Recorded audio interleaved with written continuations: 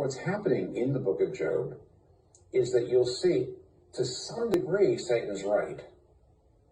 Because at a certain point, Job gets really close to saying, I've been a really good guy, and what good has it been? But he never goes there. Never. And one of the things I learned from my Old Testament professor many years ago at Gordon Conwell was he said, you can read the book of Job, and a lot of times Job says some pretty nasty things to God. He said, I cursed the day I was born, and you're being unfair, and why are you doing all this? And at the end of the book of Job, God shows up and vindicates Job and tells his friends, you're wrong, and Job is right. And you look back and you say, why is he being vindicated? Job sounds like many times he practically lost it. And he doesn't always sound all that, kind and loving and respectful to God. But my Old Testament professor said, but you're forgetting something. Job isn't just talking to the air, he's praying. He's talking to God.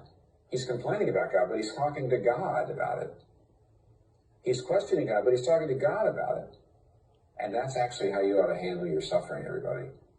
On the one hand, you do not walk away as if you know better than God about how things ought to be going in the world. But on the other hand, you have every right to question. You have every right to pour out your misery. You don't sit there and say, I don't want to complain because